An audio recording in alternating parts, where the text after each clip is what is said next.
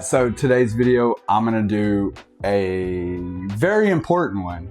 It's on how to pass a DOT new entrant safety audit. If you pay attention to this video and do everything that I am giving you, you will pass this audit.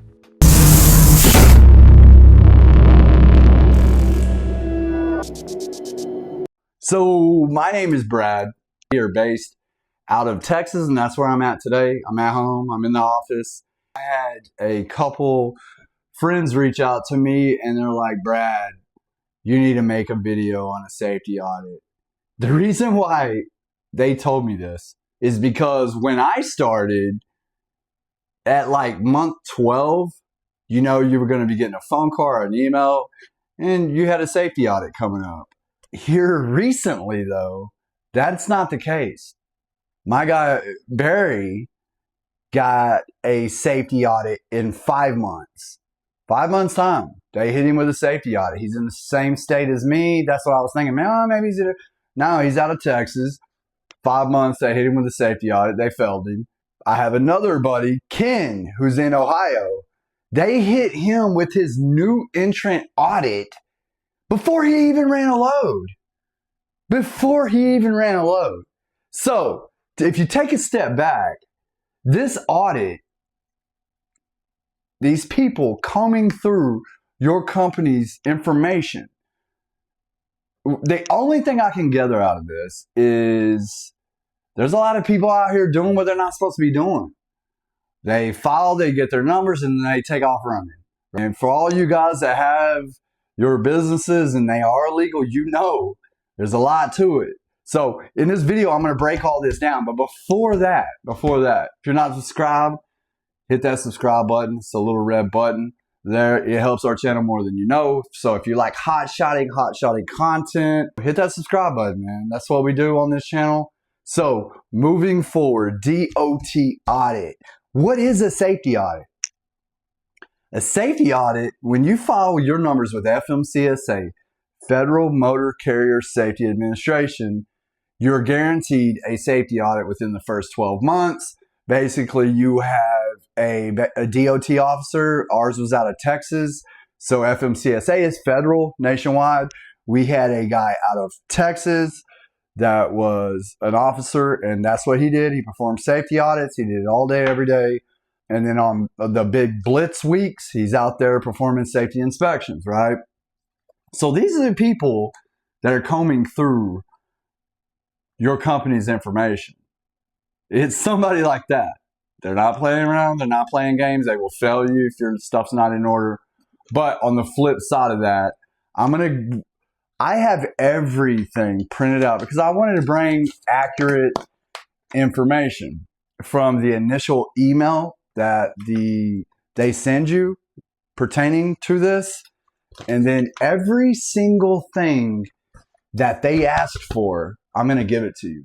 I printed out the email that they emailed me, and I'm going to go over it with you. So when I start to go over this, I'll read the initial email, and then I will kind of go over the bullet points on what the DOT officer sent me, and then I'll circle back and we'll kind of break it down. So pay attention. Here's the initial email that we received. Dear Brad, my full name. My name is Elizabeth, her full name. I'm a new entrant program evaluator with the Texas Department of Public Safety's Motor Carrier Bureau. That's a long title. This is our second contact attempt to reach your company's representative to schedule Twin Rivers Transport LLC a mandatory federal safety audit. I missed the first email.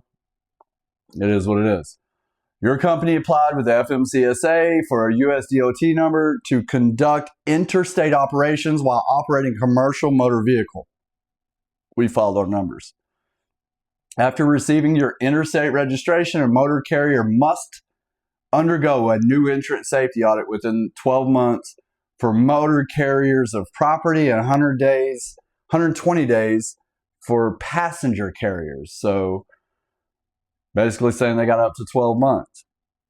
The purpose of this audit is to provide educational and technical assistance to new established motor carriers and to gather data needed to make an assessment of the new entrant safety performance and adequacy of its basic safety management controls. You have to pass this. The safety audit will consist of a review of your company's safety management systems and a sample of required records to assess compliance with FMCSA regulations and other record-keeping requirements. That's basically how this started out. Then they said, I need to get with them and schedule a date. Right? Says we can contact them through business hours, blah, blah, blah. Be advised, we will make one additional contact attempt to reach your company via email, phone, or fax, as indicated on your DOT company profile. They had already contacted me once. I didn't respond. After 3 contact attempts and we're unable to reach you, we will require to initiate a revocation process and place your company out of service. That's what I saw when I read this email. Like, they are not playing games, right? So I called Elizabeth, said, hey, I apologize. I missed the email. She said it happens. A lot of times it goes to spam. I said, hey, I'll do whatever I got to do. You know, I've been expecting you guys. So I set up a date.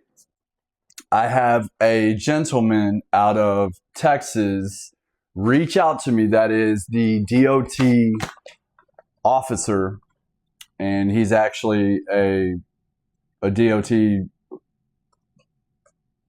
state trooper, I guess you would say, that is doing safety audits. So he's going through every company's new entrant. He's doing a lot of the audits around here. So here's what he emailed me. He gave me 1 week to get all these documents together and to email him these documents. Now I'm going to kind of go over them real fast and then I'll circle back and break them down. All carriers must submit the following: a driver list, vehicle list, proof of insurance, driver's medical card, medical certificate, driver's MVR, motor vehicle records, driver's license, driver's records of duty and supporting documents, vehicle inspections, drug and alcohol testing records. If you've had any accidents in the last 3 years, you're going to have to submit those accident records, hazardous materials, shipping papers, right? That's basically everything they asked for. So, driver list, what is that? The driver's list is basically a list of drivers working for the carrier, first and last names, date of birth, date of hire, license numbers, and license states. What I'm going to do, I'm going to help you guys out. If you guys need it, Bradley at TWINRiversTransport.com. Email what you need, but you have to have a DOT driver application, not a regular application, a DOT driver application from the DOT.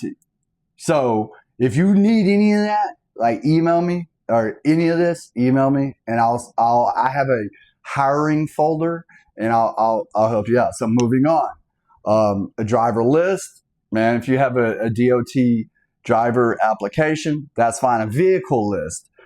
Upload a list of vehicles, all your vehicles, tractors and trailers owned by the carrier, along with unit numbers, VINs, and plates, including electronic logging devices and onboard record devices, right?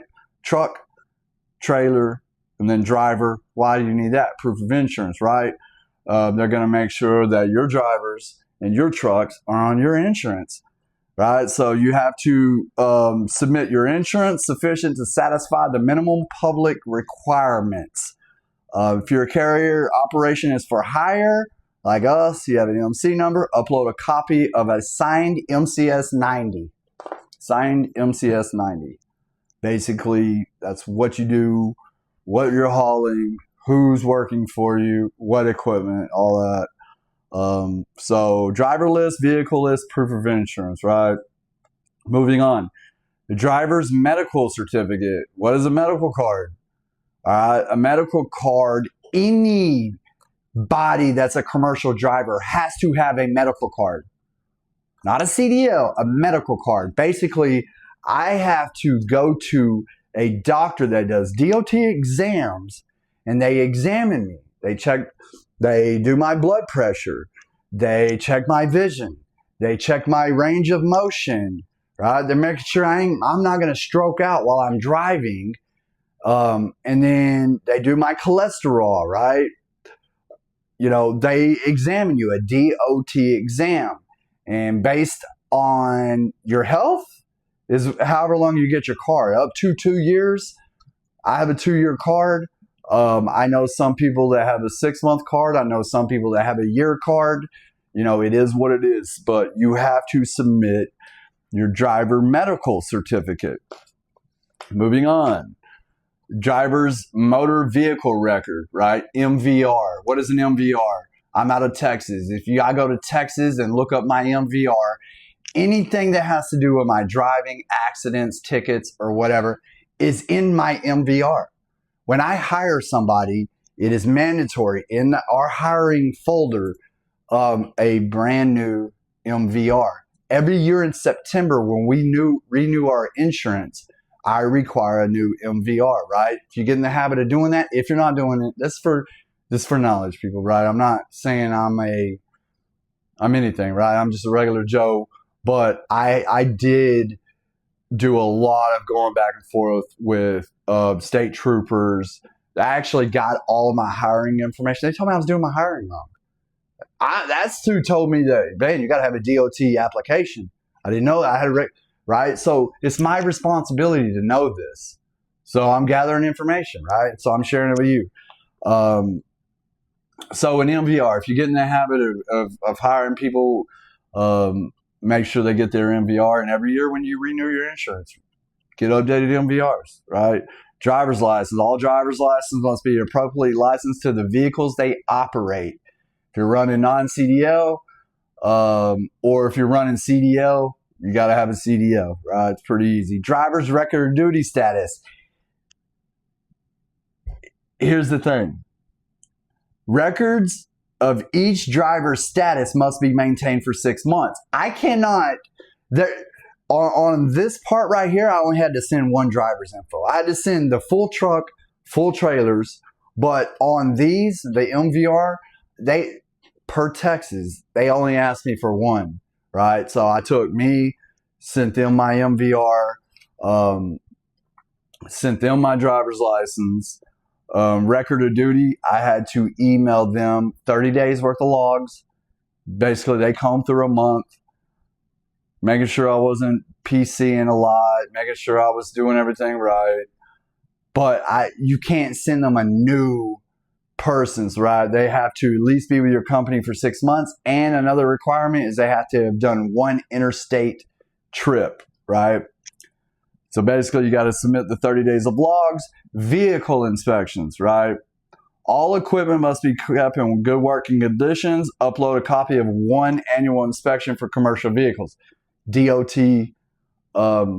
inspections, right?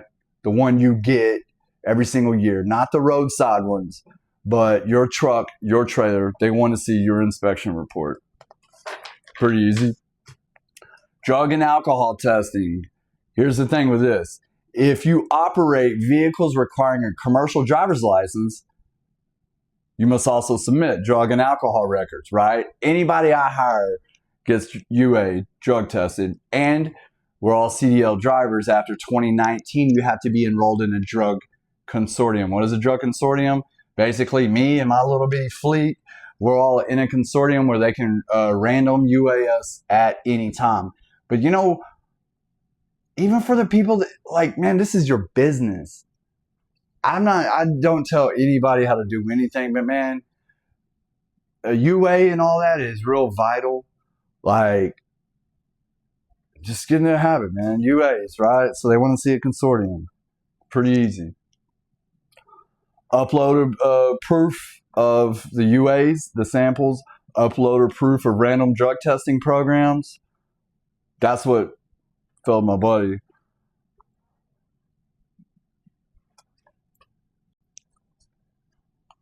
Moving on. Accident records. If anybody's had an accident in the last 3 years, you must submit the following: the accident records. All carriers involved in an FMCSA reportable crash in the last 3 years must retain an accident register. A reportable crash is one vehicles were towed from the scene, or an injury or a fatality occurred. So if that's happened, you have to submit that. If you do hazardous materials, you must also submit the following: hazardous shipping papers.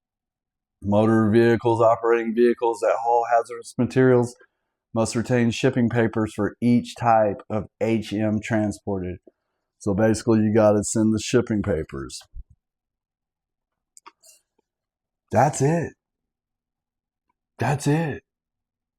If you get all of that stuff and submit it to them, the only other thing, and I didn't see it in here, is a vehicle maintenance log. If you're not doing that, man, anytime you change a tire, anytime you get an oil change, man, we sent that to the he was blown away. You know, he was like, man, this is exactly what you need. He's like, most people see me as somebody combing through your company's information. He's like, man, I'm here making sure all your T's are crossed and your I's are dotted. And he said, if you look at it from that standpoint, you know, he's like, I'm just here to make sure that you guys have everything in order. And I looked at it totally different from that, and I appreciated it, because most people only think about the good times when they're out here running and making money. But God forbid something happens and somebody gets hurt. You see these big billboards, hurt in a truck injury, call us. I mean, that's what they're doing, man. You know, so, you know, breaking all this stuff down, it's not hard. It is a lot. I am going to share this information in the description. I'll share a link to the I'll say cheat sheet, but after I pass this, he shared basically all of this stuff. It's like in a file if you need that. But, you know, MVRs, DOT applications, all that, it's a lot of this stuff's common sense. But, man, if you got CDL drivers, make sure they're in a consortium. Make sure you got UAs on file. You know, you got to do this stuff. But, man, anyways, guys, if you need any of this, email me, Bradley@TwinRiversTransport.com. If you're not subscribed to the channel, hit that subscribe button.